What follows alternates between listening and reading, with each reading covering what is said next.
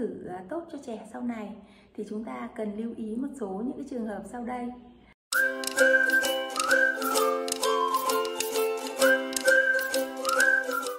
Thứ nhất là người lớn, cha mẹ, cô giáo và những người xung quanh thì cố gắng không nên nói những cái lời thô tục khi giao tiếp đối với trẻ. Những cái ngôn ngữ, những cái lời nói, những cái cử chỉ điệu bộ của chúng ta phải là những cái hành vi, những cái lời nói chuẩn mực. Bởi vì trẻ em của chúng ta thì rất hay bắt chước.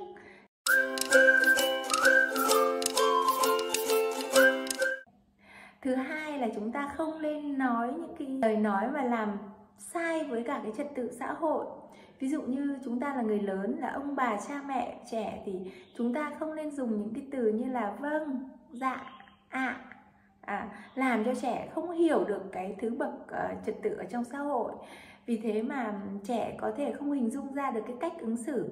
Cho nên là chúng ta sẽ nên làm gương, làm mẫu. Chúng ta có những cái lời nói chuẩn mực đối với những người trên, nói chuẩn mực đối với những người dưới, để từ đó thì trẻ sẽ bắt chước chúng ta và trẻ có cái cách ứng xử, có cái cách giao tiếp nó chuẩn mực đúng với cái vai trò, cái thứ bậc của trẻ trong gia đình hay cũng như là ở trường lớp cũng như là ngoài xã hội.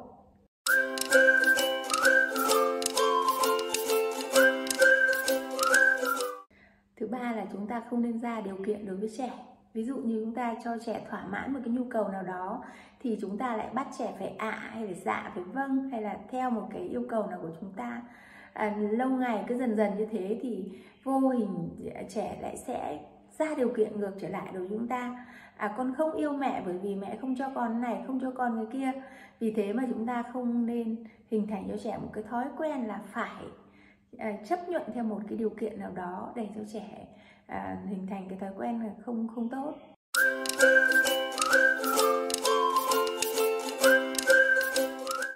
Thứ tư là chúng ta hãy suy nghĩ tích cực với trẻ em. Chúng ta cứ hay có cái khái niệm là nếu như trẻ em không biết vâng lời là chúng ta nghĩ ngay là trẻ em hư. Trên thực tế thì cái khái niệm hư đó nó cũng không thật là cụ thể. Và chúng ta hãy nên suy nghĩ lại cái phương pháp giáo dục của chúng ta, chứ không nên kết luận là trẻ hư. Ví dụ như thấy trẻ ăn vạ thì chúng ta hãy nghĩ đó chính là trẻ thể hiện được cái chính kiến của mình. Hay là thấy trẻ lười học thì chúng ta hãy xem lại phương pháp giáo dục của mình đã thật phù hợp chưa. Hay những cái điều mà trẻ chưa thật vâng lời chúng ta thì chúng ta hãy xem cái cách thức chúng ta giao tiếp, cái cách thức chúng ta hướng dẫn và cái cách thức chúng ta là một người bạn nhỏ của trẻ, để làm sao giúp cho trẻ luôn luôn có những cái suy nghĩ, những hành động nó phù hợp với cái cách ứng xử theo cái sự chỉ dẫn có hiệu quả của người lớn.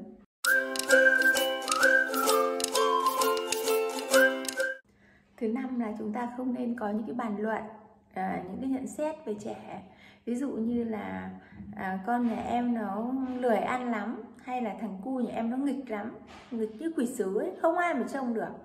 Những cái bàn luận như vậy đối với một cái đứa trẻ mà các con của chúng ta chưa phải là người biết tự bảo vệ mình, cho nên trẻ sẽ có những cái mặc cảm, sẽ có những cái tự ti, và trẻ luôn có thể nghĩ những cái tiêu cực như là chúng ta người lớn, cha mẹ hoặc là các cô giáo chưa thật là yêu con, cho nên con luôn có những cái mặc cảm, luôn có những cái tự ti. Vì thế mà chúng ta không nên có những cái phán xét tương tự như vậy trước mặt các con.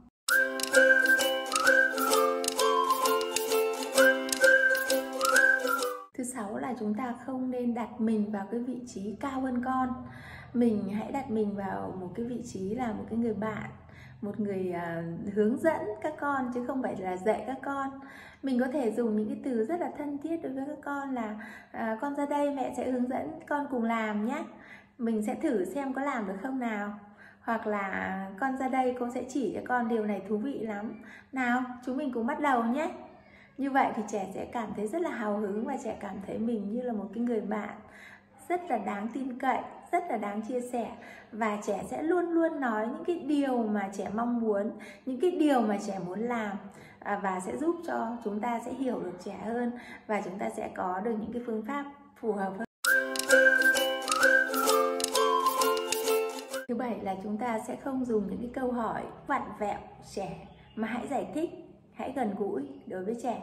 Ví dụ những câu hỏi như tại sao lại ném đồ chơi, hay tại sao con lại đổ nước ra như thế này, hoặc tại sao con lại đánh bạn, thì mình hãy thay những cái lời nói, những cái câu hỏi vặn vẹo ấy bằng những cái câu giải thích thật là thân thiện đối với trẻ.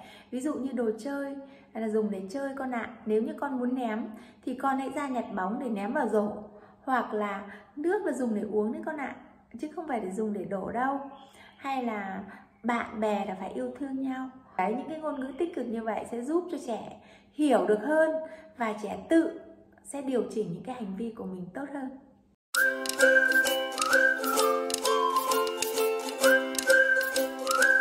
Thứ 8 là chúng ta sẽ hình thành cho trẻ những cái suy nghĩ tích cực trong cuộc sống. Ví dụ như có một bé mà đánh đổ một cái ly sữa ra bàn, thì chúng ta có thể nói với con là may nhỉ, con chỉ đánh đổ có xíu thôi, chứ nếu mà mình mà đánh đổ nhiều á thì là không còn sữa để uống nữa đâu con nhỉ. Hay một bé chạy bị vấp ngã thì mình cũng có thể nói với con là may mà mình chỉ ngã nhẹ thôi, bị xước da bôi thuốc khỏi ngay con ạ. Chứ nếu mình chạy nhanh mà bị chảy xước nhiều là hoặc gãy chân là mình phải đi viện bó bột, tiêm thuốc rất là đau mà không khỏi được đâu con ạ. Mình cứ hình thành cho trẻ những cái suy nghĩ tích cực như vậy thì dần dần trẻ sẽ cảm thấy lúc nào cũng nhìn cuộc sống một cách tự tin và luôn luôn tích cực trong bất kỳ hoàn cảnh nào. Thứ 9 là chúng ta không nên ra lệnh cho trẻ. Ví dụ như không được đánh bạn nghe không? Chào đi, chào mới được về. Thì thay bằng cái lời mà ra lệnh như vậy thì chúng ta hãy giải thích cho các con hiểu. Ví dụ như đánh bạn là không tốt, chúng ta phải chơi ngoan, phải đoàn kết. Hay là trước khi về thì bao giờ mọi người cũng chào tạm biệt nhau con ạ. Cho nên bây giờ mình sẽ chào mọi người nhé. Lâu dần như vậy thì cái thói quen chào hỏi cũng như là những cái điều mà trẻ sẽ làm theo lời chúng ta nói thì nó sẽ dần dần hình thành, và nó sẽ không tạo cho trẻ có một cái cái trơ lì trong cuộc sống. Như vậy sẽ giúp cho các con sẽ biết cái cách ứng xử với tất cả những cái điều kiện xung quanh một cách tốt nhất.